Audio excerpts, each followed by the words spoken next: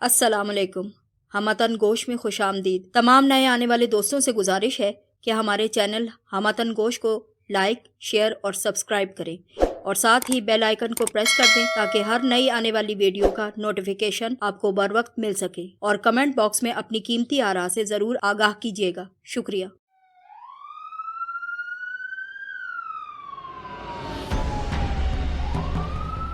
لہو کے تاجروں کی صفاقی اور سیاہ کاریوں کی لہو رنگ داستان. لمحہ لمحہ دہشت،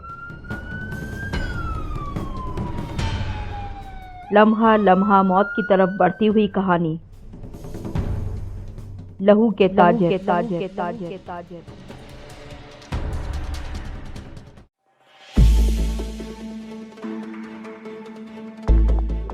قسط نمبر 16. کمال نے پہیے کھلنے کی آواز سنی تو چونک گیا. اس نے محسوس کیا کہ جہاز کی رفتار کچھ کم ہو رہی ہے. اس کا جسم جیسے تن سا گیا. کاش جہاز اڑتا ہی رہے، اس نے سوچا. یہ خیال بہت آہستگی سے ابتدا میں اور پھر تیزی سے اس کے ذہن میں در آیا، اور وہ خیال تھا کہ اب زندگی کا آخری باب لکھا جانے والا ہے اور اس کی سانسیں بس گنی چنی رہ گئی ہیں. اس پر گھبراہٹ سی طاری ہونے لگی. اس کا جی چاہا کہ کاش وہ یہاں سے اڑ کر اپنے کلاس روم میں پہنچ جائے، مختلف موضوعات پر اپنے طلباء سے تبادلہ خیال شروع کر دے، فیکلٹی روم میں بیٹھ کر P T I Muzaffar Khan کے ساتھ کافی اور سگریٹ پی لے. زندگی اتنی خوبصورت ہے، کون اسے چھوڑنا چاہتا ہے؟ وہ دھوپ جس کو وہ اپنے جسم پر اور صبح کی شبنم جس کو وہ اپنے پیروں تلے محسوس کرنا چاہتا تھا. ابھی اور اسی وقت اس کے اندر کچھ ہلچل سی مچی تھی. وہ احساسات جنہیں اس نے اب تک دبائے رکھا تھا، اس لیے کہ وہ ہاتھ پاؤں ڈھیلے چھوڑ کر بے بسی سے موت کی آغوش میں نہیں اترنا چاہتا تھا، اور اس لیے کہ زندگی بہت پیاری، بہت خوبصورت چیز تھی، لیکن اب موت کو بہت قریب جان کر وہ سب کچھ دوبارہ سے ابھر آیا تھا. بابر نے اس کے پاس سے گزرتے ہوئے کہا، کمال رشید صاحب، بس تھوڑی دیر اور. کمال نے صرف ایک لفظ کہا اور بڑی شدت سے کہا، نہیں.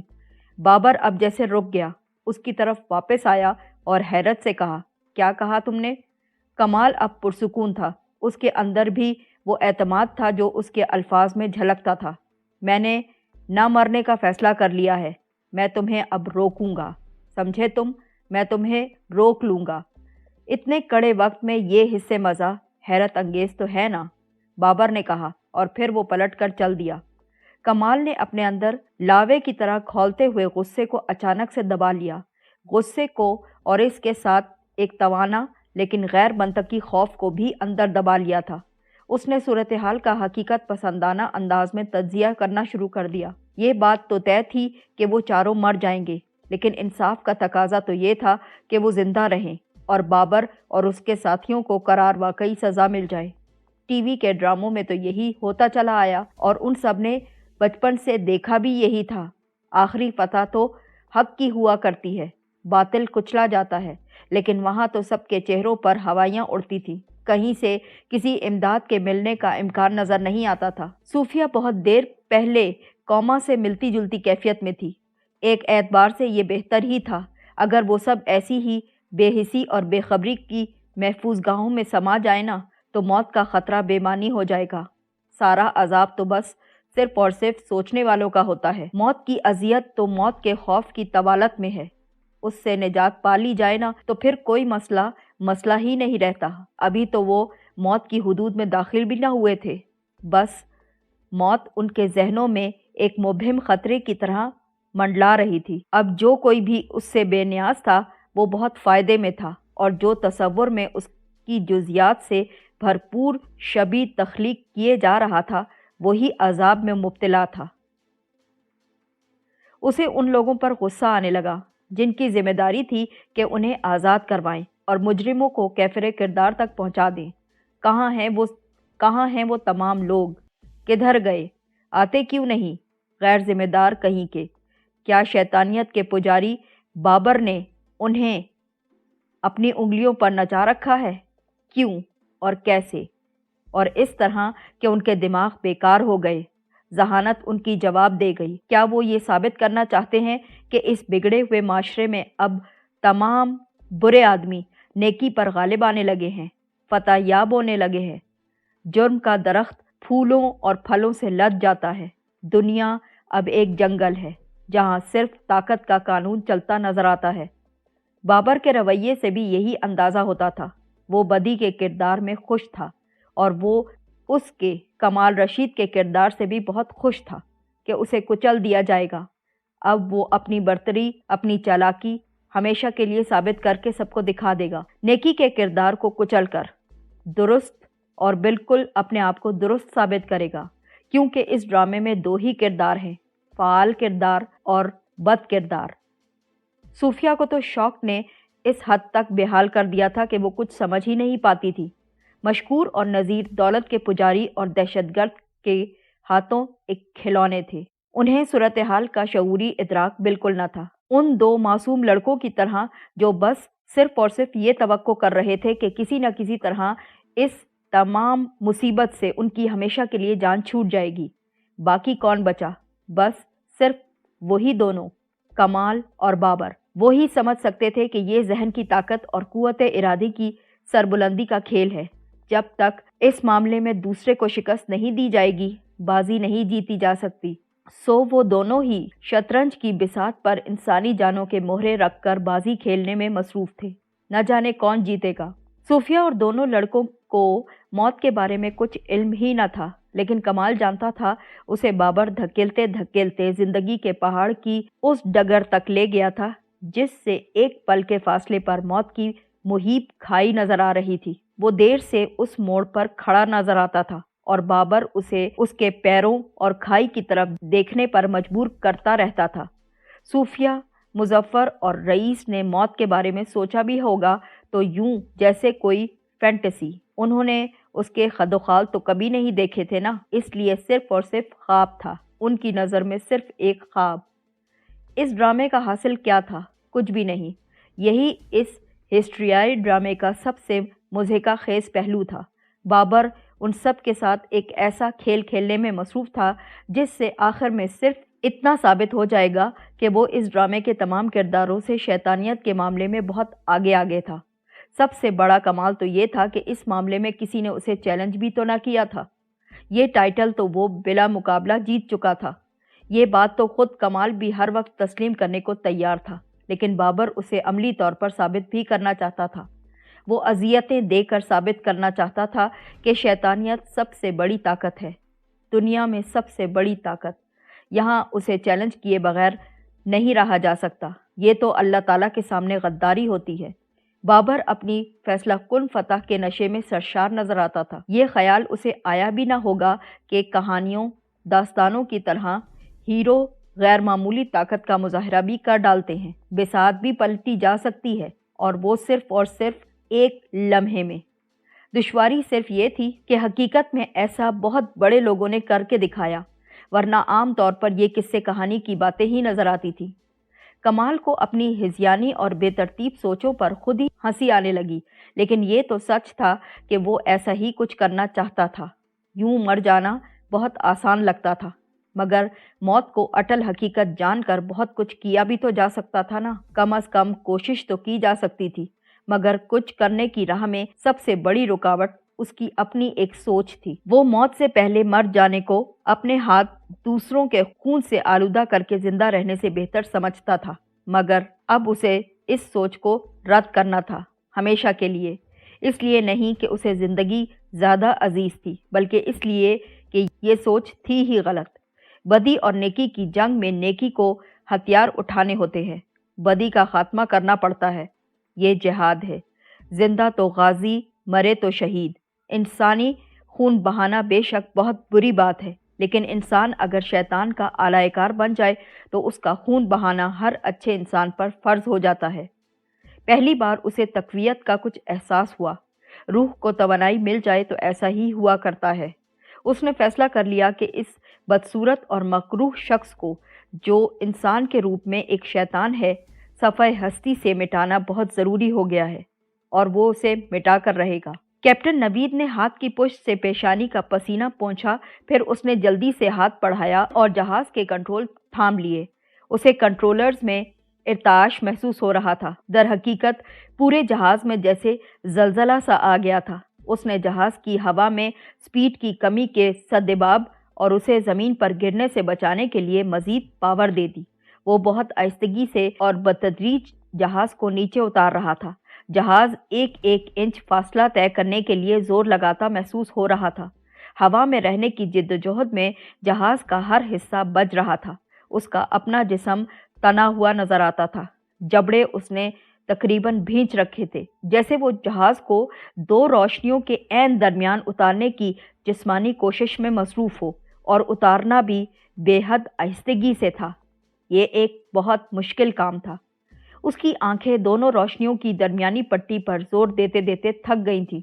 वो उसके मरकज़ के बारे में दुरुस्त तरीन अंदाज़ा कायम करने की कोशिश में लगा पड़ा था, ताकि दोनों तरफ के पहियों में से किसी के भी बाहर जाने का खतरा बिल्कुल ना रहे। बहुत नीचे पहुंचकर उसकी नज़र सड़क तामीर करने वाले आलात के अंबार पर जा पड़ी। उस पर खौफ तारी हुआ। जहाज़ उनके बिल्कुल बराबर से गुजरा था। उसने जहाज़ को मज़ीद पावर दी और फ्लैप उठाते हुए जहाज़ को बड़े हमवार अंदाज में रोशनियों के ऐन दरमियान उतार लिया। फिर उसने बड़ी फुर्ती और कुव्वत से थ्रॉटल को अपनी तरफ जोर से खींच लिया। उसका जिस्म सीट की पुश्तगाह से टकराया। उसने ब्रेक लगाए। जहाज़ बाएं जानिब झुकता महसूस होने लगा। उसने सीट से टेक लगाते हुए ब्रेक पर जिस्म का पूरा दबाव डाला और हाथ से लरसते हुए कंट्रोल को संभालना चाहा। नामानूस दबाव के तहत जहाज़ बुरी तरह से लरज़ रहा था और अजीब अजीब आवाज़ें निकलती थीं। जहाज़ तेज़ रफ्तारी से आगे की तरफ को बढ़ रहा था और वो ब्रेक पर मज़ीद दबाव इस खौफ से नहीं डाल रहा था कि कोई टायर ही ना उड़ जाए। रोशनियां तेज़ी से गुजरती जा रही थी और वो खौफजदा नज़र आता था। आखिरी दो रोशनियां रह गईं तो उसे कुछ एहसास हुआ कि जहाज़ रुक रहा है। अब उसने ब्रेक पर दोनों पैरों से दबाव डालना चाहा। ब्रेक लॉक हुए। सड़क से रबड़ के टकराने की चीखती आवाज़ सुनाई दी और जहाज़ रुक गया। उसने झटके से ब्रेक से पांव हटा लिए। जहाज़ कई फुट आगे बढ़ा। उसने नोज़ व्हील को सड़क से स्लिप होता महसूस किया। फिर जहाज़ की नोज़ नीचे को झुक गई। बाबर ने उसके कानों में सरगोशी की। शानदार लैंडिंग। मैं तुम्हें बताना भूल गया था कि रोशनियों के इख्तिताम पर सड़क खम खाती है, लेकिन तुमने खुद ही देख लिया। अच्छा हुआ। कैप्टन नवीद अपनी सीट पर साकित और सामित बैठा था। उसका पूरा जिस्म पसीने में नहा रहा था। उसने आंखों में उतर जाने वाले पसीने को साफ करने की कोशिश की। उसे अपने आसाब को पुरसुकून बनाने में सिर्फ 1 मिनट लगा। मिस्टर बाबर, उसने अब सर्द लहजे में उसे मुखातिब किया, तुम खुशकिस्मत हो कि मैं गैर मामूली पायलट हूँ, वरना अभी हम सब मर चुके होते।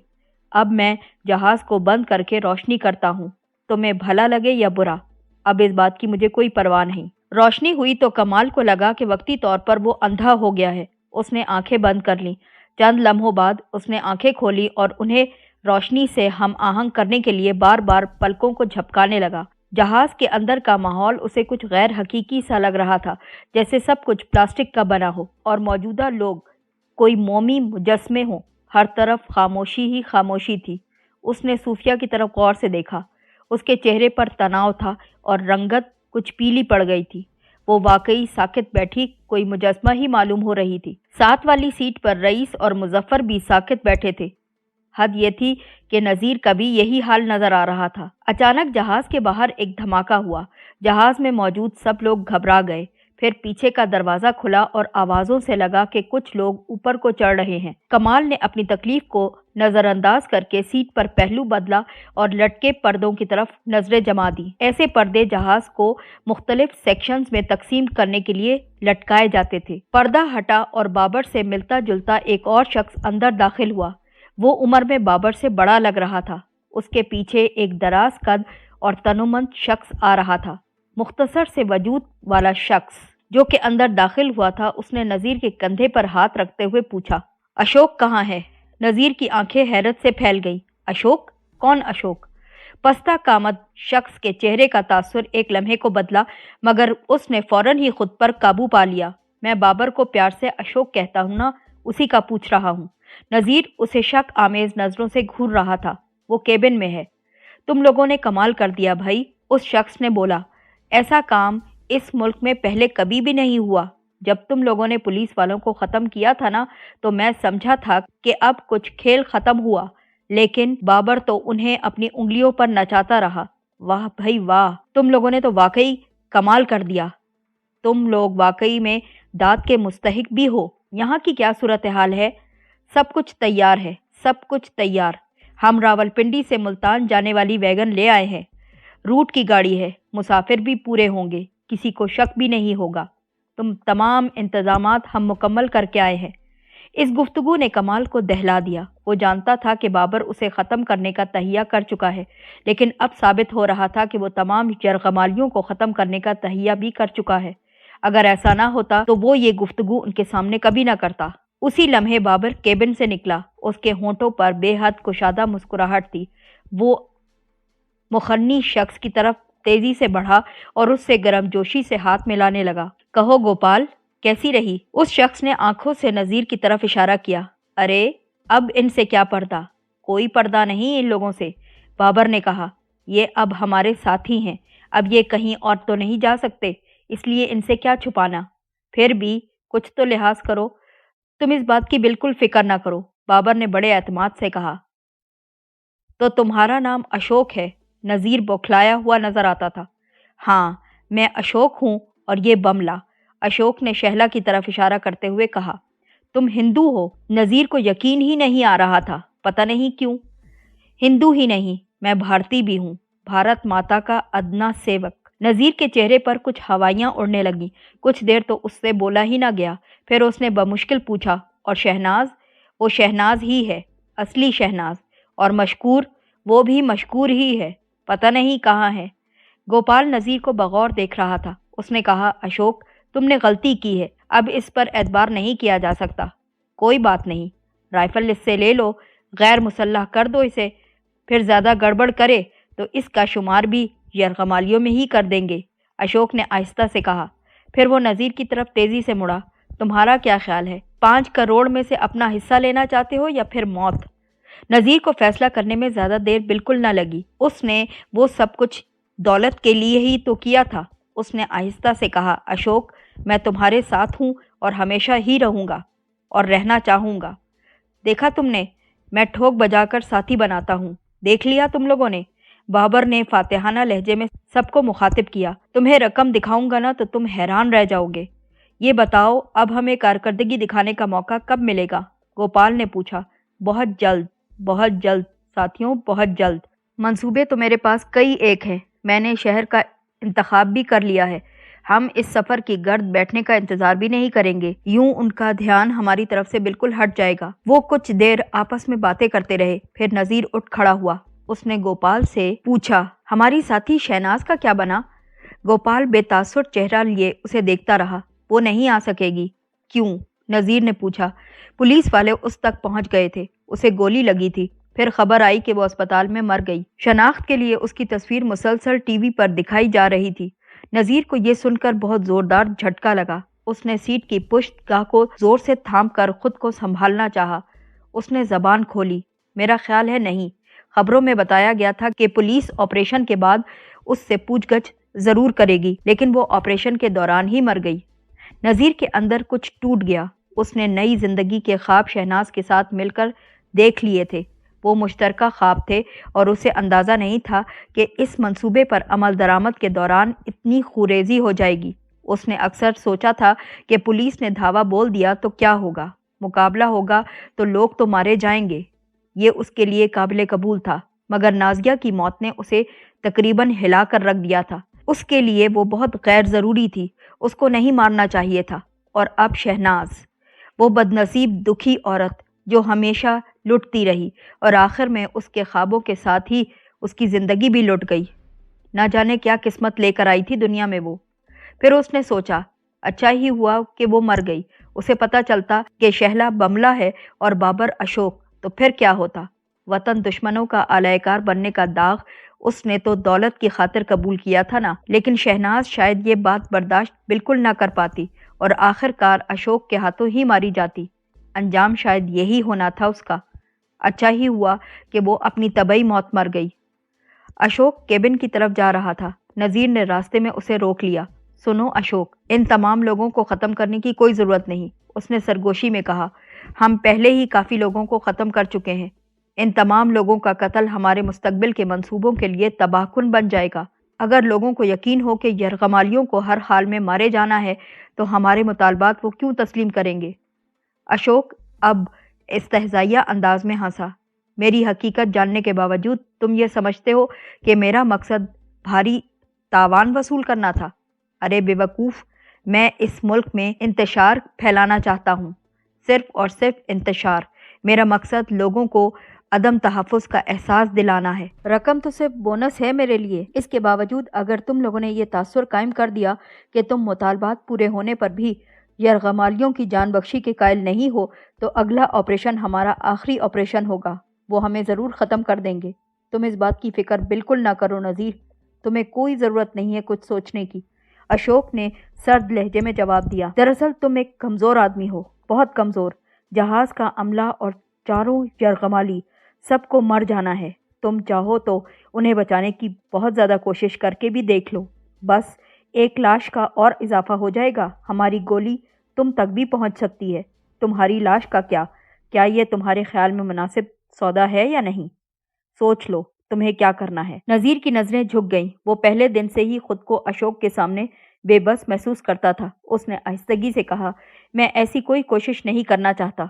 मेरा भी यही ख्याल है, अशोक ने जहरीले लहजे में कहा। अब तुम ऐसा करो कि एक्सप्लोसिव को लेकर नीचे उतरो और वैगन से 4 सूटकेस निकाल कर यहाँ ले आओ। फिर जाकर वैगन स्टार्ट करने की कोशिश करो। हम रकम नए सूटकेस में मुंतकिल करेंगे और फिर चल पड़ेंगे। इसके बाद तुम महफूज हो जाओगे। ठीक है, नज़ीर ने कहा और पलटा। उसका चेहरा तमतमा रहा था। और जल्दी करना, सुना तुमने? जल्दी करोगे कि नहीं? नज़ीर ने एक्सप्लोसिव उठाए और पिछले हिस्से की तरफ को चल दिया।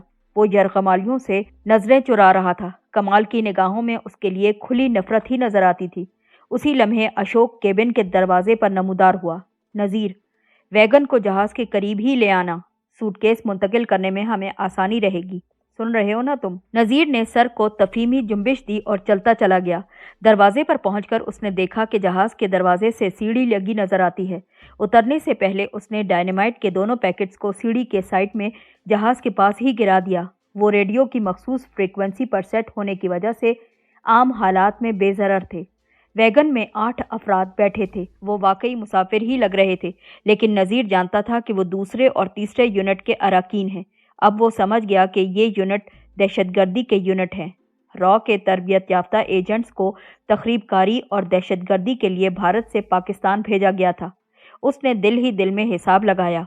वो पूरे मुसाफिरों की वैगन थी। वो 15 सीटें थी जिन पर उन्हें बैठना था। 8 अफराद वैगन में पहले से मौजूद थे।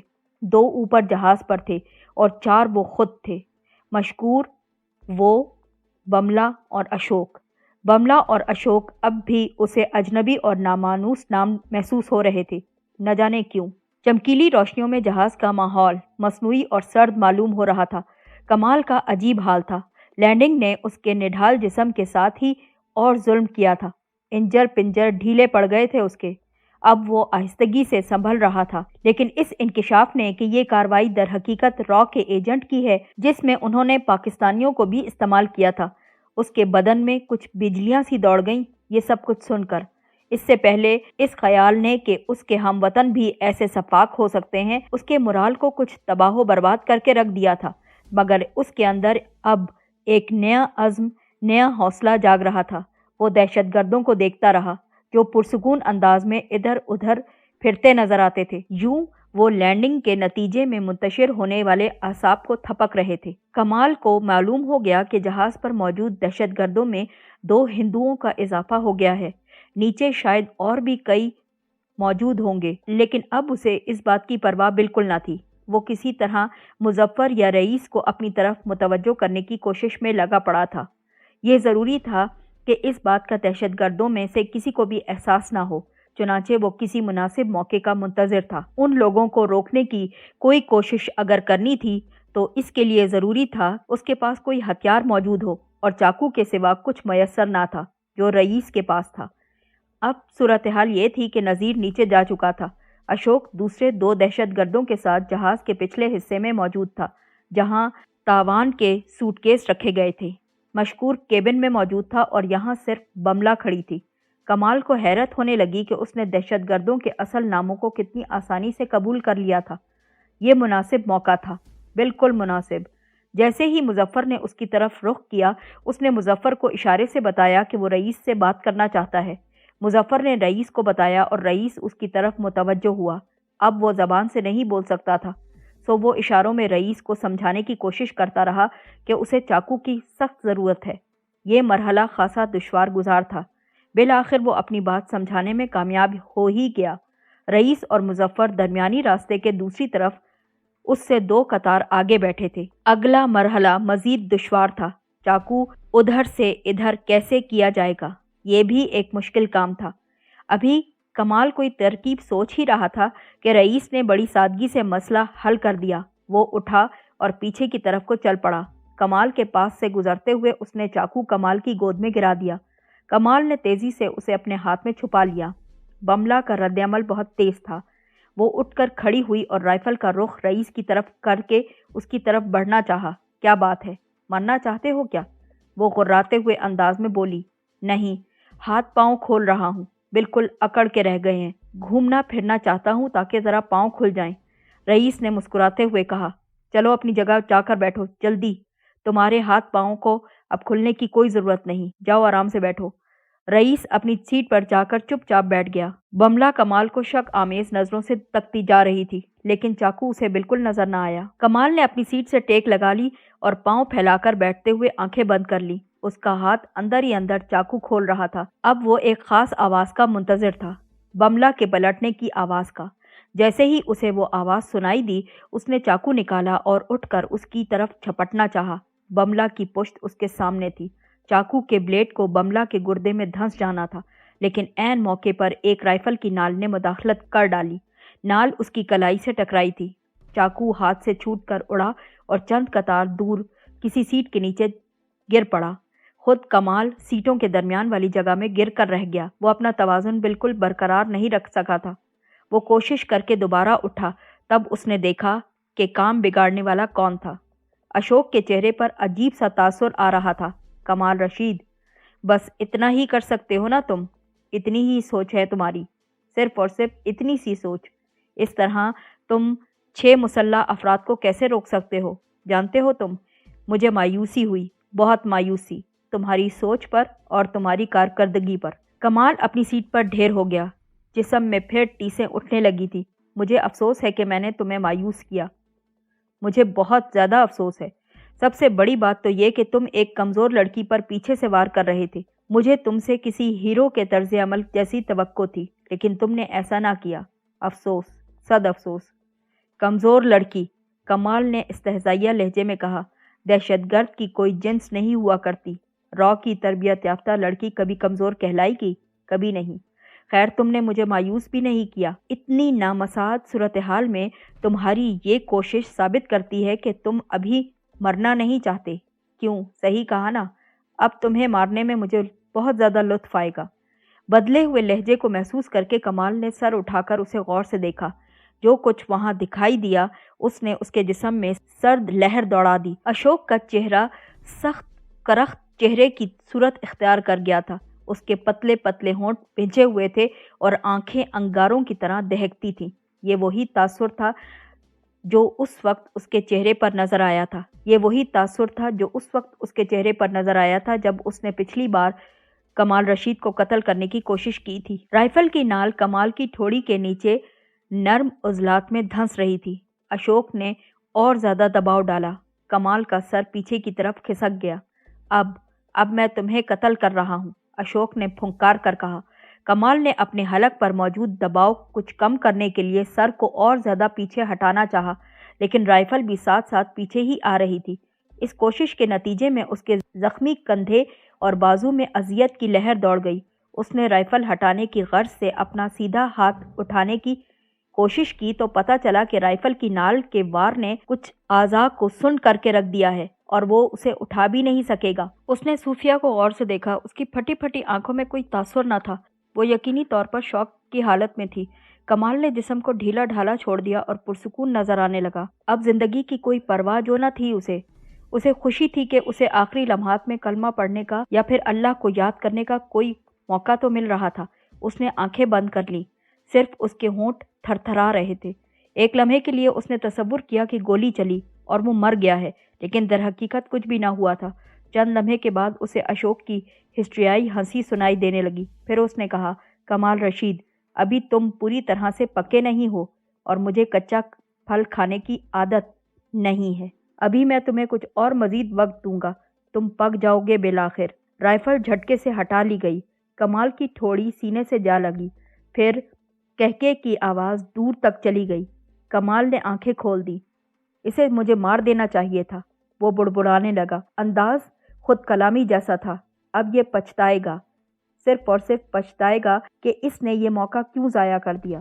साथ ही उसे ये भी एहसास हो रहा था कि जो कुछ हो चुका है उसकी रोशनी में उसकी ये तमाम धमकियां बेमानी हैं, खाली खूली, सिर्फ और सिर्फ बातें। साथ ही उसे ये एहसास भी हुआ कि उसने जो कोशिश की थी वो भी बेमानी ही थी। अशोक ने दुरुस्त ही कहा था कि इस तरह वो 6 मुसल्लह दहशतगर्दों पर कभी काबू नहीं पा सकेगा। वाकई उसने बिल्कुल सही कहा था। अगर वो बमला पर वार कर भी देता तो क्या होता। उसने आगे के बारे में तो कुछ भी ना सोचा था। उसके पास आइंदा के लिए भी तो कोई मुकम्मल लायमल मौजूद होना चाहिए था ना, मगर ऐसा तो कुछ भी ना था। उसने सर को घुमाया और सीटों के दरमियानी रास्ते में खड़ी बमला को घूरने लगा। उसने सोचा कि फैसला मेरा गलत बहरहाल ना था।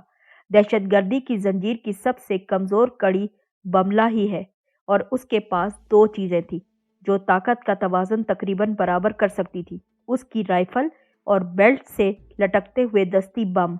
वो अपने दाहिने हाथ को हिलाने लगा ताकि वो कुछ कारामद हो जाए। उसने सोचा, अगर ये चीज़ें मुझे मयसर आ जाएं तो। ये सोचकर वो मुस्कुराया। वाकई अशोक ने मुझे जिंदा छोड़कर जो गलती की है वो अब उसके लिए बहुत मोहलिक साबित हो सकती थी। ज़रा देर बाद अशोक वापस आया। वो बहुत अच्छे मूड में नजर आ रहा था। उसने चीख कर मशकूर को हुक्म दिया कि वो अमले से छुटकारा पा ले। फिर वो गोपाल और दूसरे साथियों के साथ जहाज़ के पिछले हिस्से में चला गया। वो उन्हें दौलत दिखाते हुए उसे दूसरे सूटकेस में मुंतकिल करना चाहता था। अब वहाँ सिर्फ बमला खड़ी थी। राइफल लिए वो बार बार पहलू बदलती थी। लगता था कुछ नर्वस नजर आती है। कमाल ने सोचा, ये अब एक आखिरी और कतई मौका मिल गया है, अब कुछ करना चाहिए। ये उसका फ़र्ज़ था। इस फ़र्ज़ को अदा कर देगा ना तो वो सुरखरुई से मर सकता था। अब उसे कोई गम नहीं था कि वो खून बहाने का अपना अहद तोड़ रहा है। अब वो फिर से पाक फ़ौज का जवान था और ये मैदान जंग थी। हमेशा की तरह दुश्मन को अददी बरतरी भी हासिल थी और वो बेहतरीन असलहे से लैस भी था। उसी वक्त केबिन की तरफ से ऐसी आवाज़ सुनाई दी जैसे हाथापाई होती हो। फिर कैप्टन नवीद की गूंजदार आवाज़ सुनाई दी, क्या मतलब, क्या करना चाहते हो तुम लोग? चंद लम्हे तवक्कुफ रहा। फिर मशकूर ने जवाब दिया, बाबर ने मुझे हुक्म दिया है कि तुम लोगों को ख़त्म कर दूं। शहला मुस्तरबाना अंदाज में इंच इंच करके केबिन की तरफ को बढ़ने लगी। फिर वो अचानक से रुक गई। ऐन कमाल की सीट के पास आकर रुक गई। फिर अचानक एक समात शिकन धमाका हुआ। जहाज़ में होने वाली हर सरगर्मी अचानक से रुक गई। जहाज़ में मौजूद तमाम लोगों ने खुद को ऊपर उठता महसूस करना शुरू कर दिया। जहाज़ अपने बाएं विंग पर ऊपर को उठने लगा था, फिर दाएं जानिब झुकने लगा। इसके बाद उसके पहिए निकले और वो पेट के बल बैठता चला गया। धमाका होते ही जहाज़ में अंधेरा फैल गया। बस खिड़कियों के बाहर नारंगी रंग की बहुत चमकदार रोशनियां नजर आ रही थी, जिससे जहाज़ में भी अंधेरा नहीं था। कमाल ने खुद को ऊपर उठते और फिर झटके से नीचे गिरता महसूस किया। गूंजदार आवाज़ जितनी तेज़ी से उभरी थी उतनी ही तेज़ी से मादूम भी हो गई। जहाज़ में कुछ भगदड़ सी मच गई, ख़ास तौर पर पिछले हिस्से में। लोग अब चीख रहे थे, एक दूसरे को गालियां दे रहे थे। बहुत ज़्यादा शोर था। फिर एक और धमाका हुआ और आवाज़ से अंदाज़ा हुआ कि आग भड़की है। शायद कोई फ्यूल टैंकी फट गई थी। नज़ीर ने वैगन स्टार्ट की और उसे जहाज़ के पास सीढ़ियों के बराबर लाकर खड़ा कर दिया। वैगन में निस्बतन छोटे 8 सूटकेस मौजूद थे।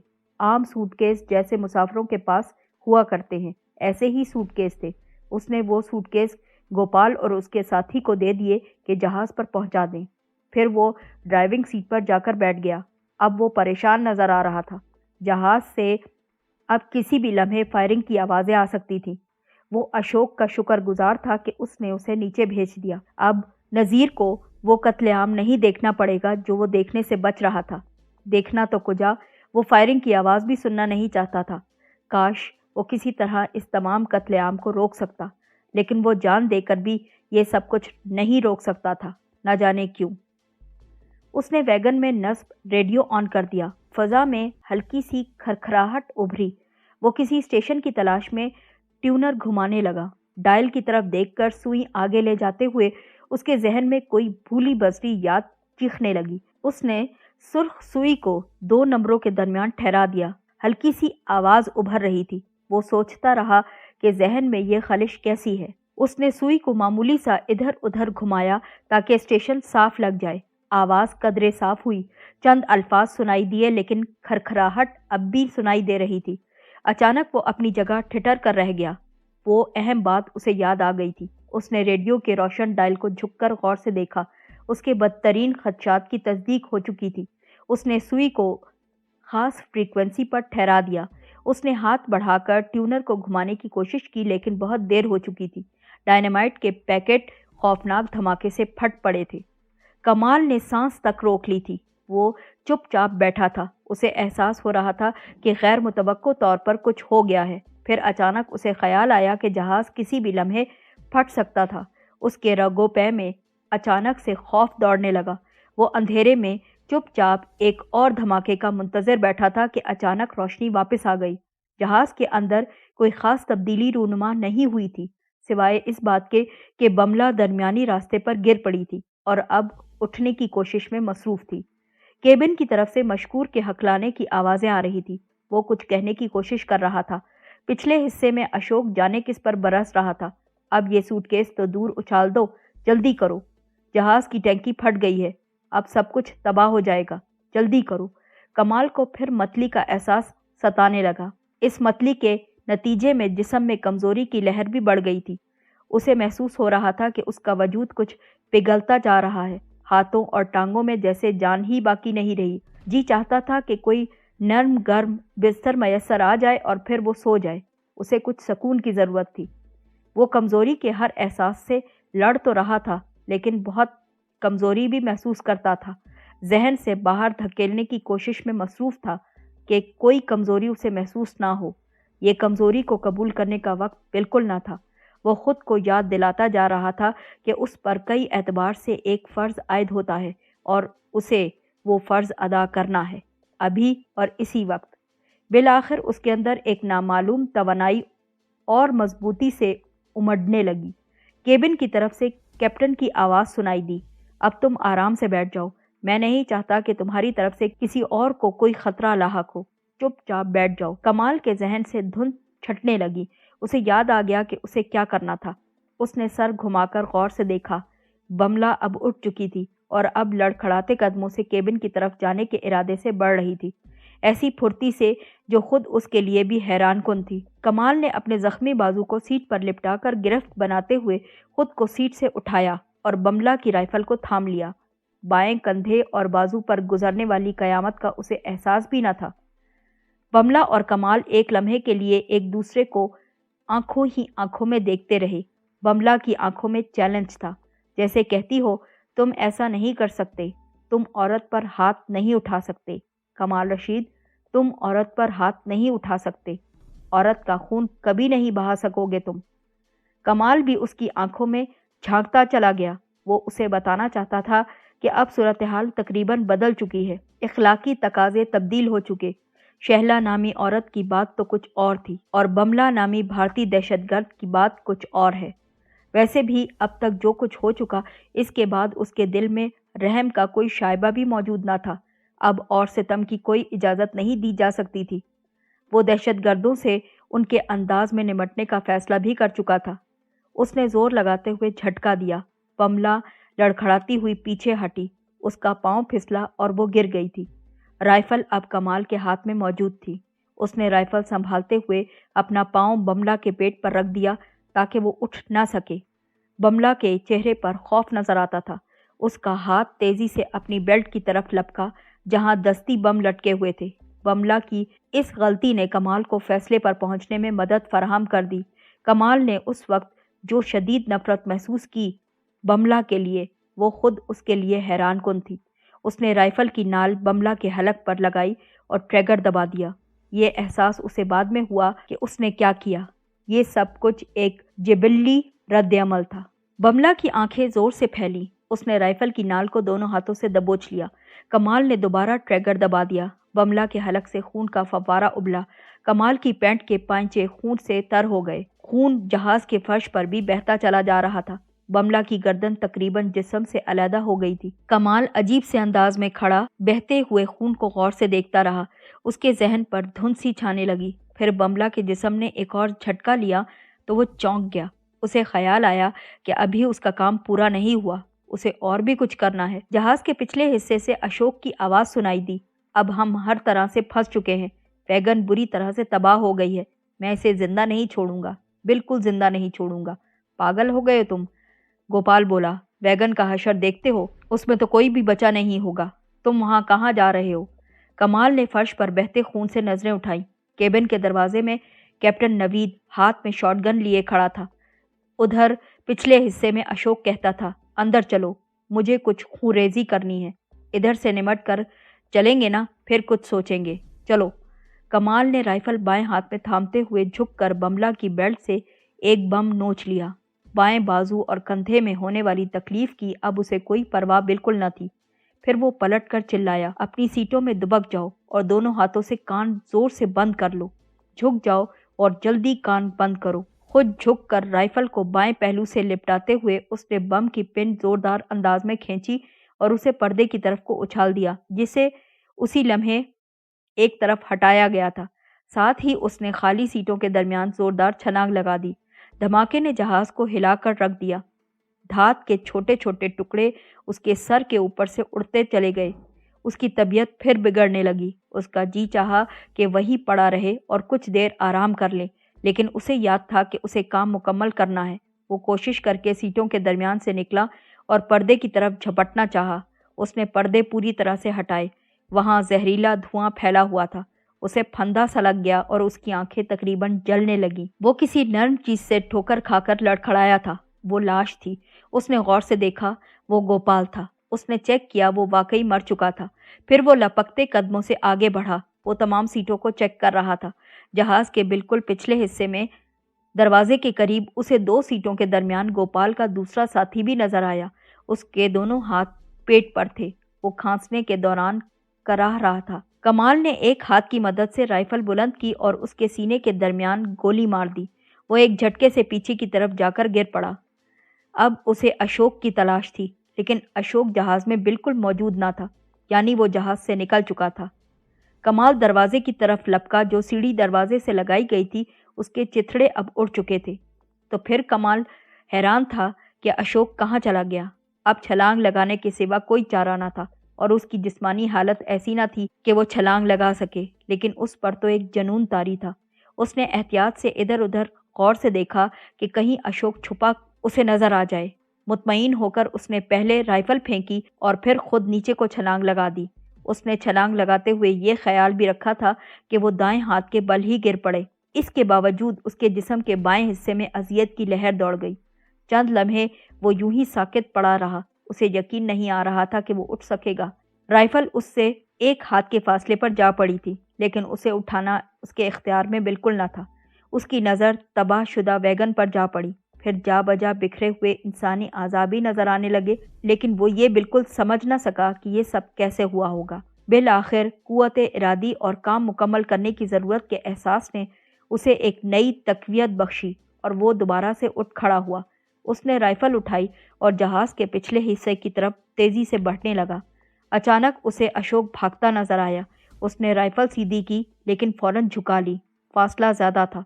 वो भी उसी तरफ को भागने लगा। अशोक ने भागते भागते पलट कर उसे देखा और अपनी रफ्तार बढ़ा दी। कमाल को यकीन नहीं था कि वो अशोक तक पहुंच सकेगा, लेकिन जब तक टांगों में जान थी वो इस ताक़ुब से दस्तबरदार बिल्कुल नहीं हो सकता था। अशोक के हाथों में भी राइफल थी। अशोक ने पलटकर गौर से देखा तो बस एक ह्योला उसे नजर आया, लेकिन उसे यकीन था कि वो कैप्टन नवीद होगा। सिर्फ वही उसके मंसूबों का बेड़ा गर्क करने की अहलियत भी रखता था। उसे खुद पर गुस्सा आने लगा। वो कुछ ज़्यादा ही रिलैक्स कर गया था, ज़रूरत से ज़्यादा खुद एतमादी का मुजाहरा कर रहा था। उसे पहली फुर्सत में यरगमालियों को ख़त्म कर देना चाहिए था और जहाज़ के क्रू को भी ख़त्म कर देना था, लेकिन न जाने क्यों उसने सबको छोड़ दिया और अब वो खौफजदा नज़र आता था। उसे एहसास हो गया था कि अब उसे जान बचाने के लिए जद्दोजहद करना पड़ेगी। ये उसके लिए नई बात थी। अब तक वो ऐसी किसी सूरत हाल से दो चार नहीं हुआ था। मुकाबला करने के लिए वो दूसरों को इस्तेमाल करने का आदी था। अब तक उसका वास्ता निहत्ते लोगों से पड़ा था, कमज़ोर लोगों से या ऐसे लोगों से जिन्होंने उसके करीब आने या उसकी बराबरी करने की कोशिश नहीं की थी, या फिर जिन्हें उसने बेखबरी में मारा था। अब तक उसे जिंदा रहने के लिए जद्दोजहद नहीं करनी पड़ी थी। सो अब वो हैरान था। अचानक वो किसी चीज़ से टकराकर गिर पड़ा। वो सड़क कूटने वाला इंजन था। ये वो मकाम था जहाँ सड़क की तामीर करने वाले आलात और सड़क की तामीर में इस्तेमाल होने वाला सामान ज़ख़ीरा कर दिया गया था। ये एक अच्छी जगह थी। उसने उठते हुए सोचा, अच्छा खासा किला है, यहाँ से वो कैप्टन को निशाना भी बना सकेगा और अपने आप को महफूज भी कर सकेगा। वो बहुत बेतुका गिरा था। भारी चीज़ अब भी उसकी टांग पर गिरी हुई थी और वो टांग को हिला भी नहीं सकता था। तकलीफ के बावजूद उसने खुद को उठाते हुए भारी चीज़ को हाथ से धकेल कर गिराने की कोशिश की, लेकिन वो उसे हिला भी ना सका। इस लम्हे उसे एहसास हुआ कि वो सीमेंट की बोरी थी। वो सड़क कूटने वाले इंजन की ओट में था। इंजन के पीछे वो सीमेंट की बोरियां ही थीं जिससे वो टकराया था।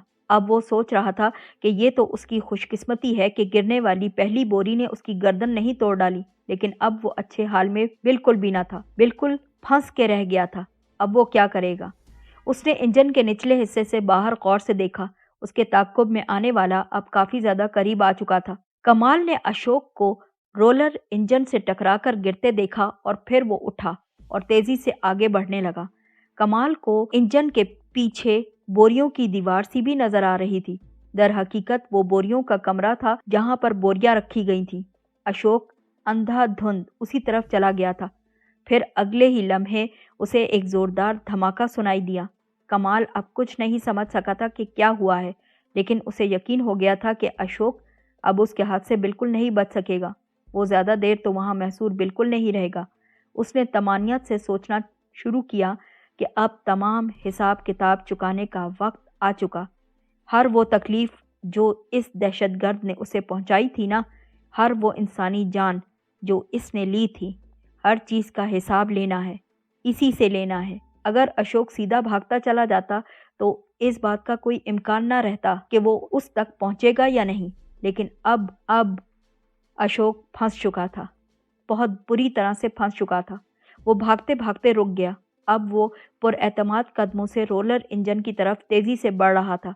वो इंजन से 10 फुट दूर रहा होगा कि फायर हुआ। गोली उसकी बाईं रान में पेवस्त हुई। वो गिर पड़ा। गिरते ही उसे रोलर इंजन के पीछे गिरा हुआ अशोक भी नजर आया। वो बेबसी के आलम में लेटा नजर आता था। उसकी टांग पर सीमेंट की बोरी गिरी पड़ी थी। उसने बड़ी मुश्किल से अजियत उठाकर फायर करने के लिए पोजीशन संभाली थी। कमाल की जहनी कैफियत अब ऐसी थी कि वो तकलीफ के हर एहसास से मावरा हो चुका था और सब कुछ करने को तैयार बैठा था। अशोक यकीन से नहीं कह सकता था कि आने वाला कौन है। उसे उसकी टांगें तो नजर आती थी, लेकिन बालाई जिस्म और चेहरा रोलर इंजन के पीछे आता था। उसने अपनी पोजीशन बनाते हुए राइफल को सीमेंट की उसी बोरी पर टिका लिया जो उसकी टांग पर पड़ी थी। दर्द अब उसकी बर्दाश्त से बिल्कुल बाहर हुआ जा रहा था।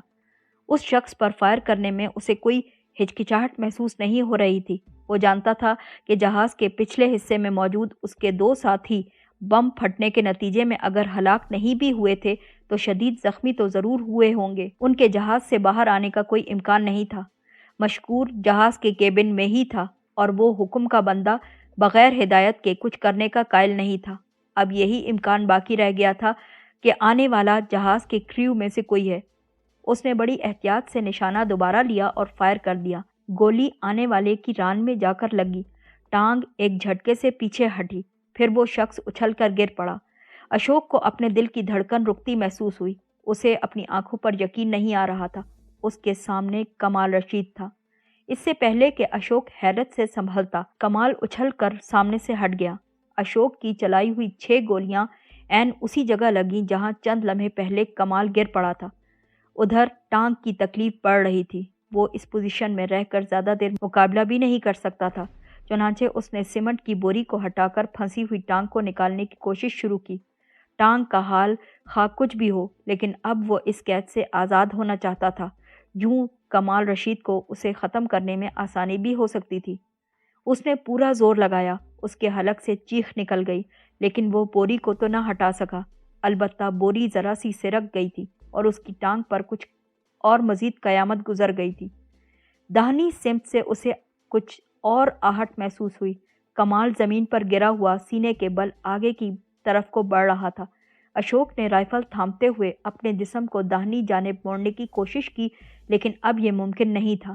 اس نے کنکھیوں سے غور سے دیکھا۔ کمال کی رائفل کی نالی اس کی گردن سے بمشکل 6 انچ ہی دور تھی۔ کمال رشید، تم مجھے زندہ بھی تو گرفتار کر سکتے ہو نا؟ اس نے التجا کی۔ تمہیں گرفتار کرنا میرا کام نہیں، کمال نے سرد لہجے میں کہا۔ تم میرا ذاتی معاملہ ہو، صرف اور صرف ذاتی معاملہ۔ میں را کا ایجنٹ ہوں، بہت قیمتی معلومات فراہم کر سکتا ہوں تمہیں۔ کمال نے چند لمحے سوچا، لیکن وہ جانتا تھا کہ اس کے پاس اب زیادہ مہلت نہیں بچی۔ اب وہ سانپ کی گردن پر ہاتھ ڈال چکا تھا۔ ایک لمحے کی کوتاہی بھی ہوتی نا تو وہ خود ڈسا جاتا۔ اس کی اپنی حالت بھی کچھ اچھی تو نہ تھی۔ ران سے مسلسل خون بہتا تھا۔ صرف قوت ارادی کے زور پر کوئی کتنا چل سکتا تھا اور کوئی کتنا برداشت کر سکتا تھا۔ مجھے اس بات سے کوئی غرض نہیں اشوک، تم میرا نہیں اور لوگوں کا درد سر تھے۔ وہ تمہیں دور نہ کر سکے تو وہ جانے۔ تم پاکستان میں داخل ہوئے، تم نے اتنی بڑی کارروائی کی، یہ ہماری وزارت داخلہ کی اور ہماری سیکیورٹی ایجنسیز کی نااہلی ہے۔ میں تو وہی کچھ کروں گا نا جو میں کر سکتا ہوں اور مجھے کرنا ہے۔ پلیز میری بات سنو، غور سے سنو۔ اب اشوک گڑ گڑایا۔ سوری، میرے پاس اب زیادہ وقت نہیں۔ سنو کمال، اشوک اب ہذیانی انداز میں چلانے لگا۔ جی تو چاہتا ہے کہ تمہیں اسی طرح ختم کر دوں جس طرح تم مجھے ختم کرنا چاہتے تھے، لیکن میں نہ بے رحم ہوں اور نہ ہی دہشت گرد۔ Now go to hell. Kamal نے ٹریگر دبا دیا۔ اس کے بعد چند منٹ اسے کسی بات کا ہوش بھی نہ رہا۔ آنکھ کھلی تو اس نے اٹھنے کی کوشش کی، لیکن اب جسم کسی مشقت کے لیے آمادہ بالکل بھی نہ تھا۔ چلو چھوڑو، اس نے خود سے کہا، اب تمہیں کون سا کوئی اہم کام کرنا ہے؟ اب تو آرام کرو، بہت آرام، بلکہ کچھ دیر آرام کرو اور پھر سکون کی زندگی گزارو۔ اس نے اب آنکھیں بند کر لیں اور جسم کو ڈھیلا چھوڑ دیا۔ جانے کتنی دیر بعد اسے آتے ہوئے قدموں کی آہٹیں سنائی دینے لگیں، لیکن اس نے آنکھیں بالکل بھی نہ کھولیں۔ پھر کسی نے اس کا سر اپنی گود میں رکھ لیا۔ کیسے ہو کمال؟ وہ صوفیہ کی آواز تھی۔ اس نے بولنے کی کوشش کی، اس کے ہونٹ ہلے لیکن کوئی آواز نہ نکال سکا۔ سر، آپ تو سچ مچ ہیرو ہیں، مرد میدان۔ یہ رئیس کی آواز تھی۔ اب میں آپ سے بہت کچھ سیکھوں گا سر، بہت کچھ۔ یہ سب کچھ سن کر وہ مسکرا دیا۔ اسے نہیں معلوم تھا کہ وہ مسکراہٹ اس کے ہونٹوں تک پہنچی یا نہیں، بس اس کے بعد اس کا ذہن اندھیروں میں ڈوبتا چلا گیا۔ اسے یقین تھا کہ اب اس کی آنکھیں روشنی میں ہی کھلیں گی اور روشنی ہی دیکھیں گی۔ اس کے ساتھ ہی یہ ناول اپنے اختتام کو پہنچا۔ اپنی قیمتی آراء سے ہمیں ضرور آگاہ کیجیے گا۔ اب آپ سے کسی نئے ناول کے ساتھ ملاقات ہوگی۔ تب تک کے لیے اللہ حافظ۔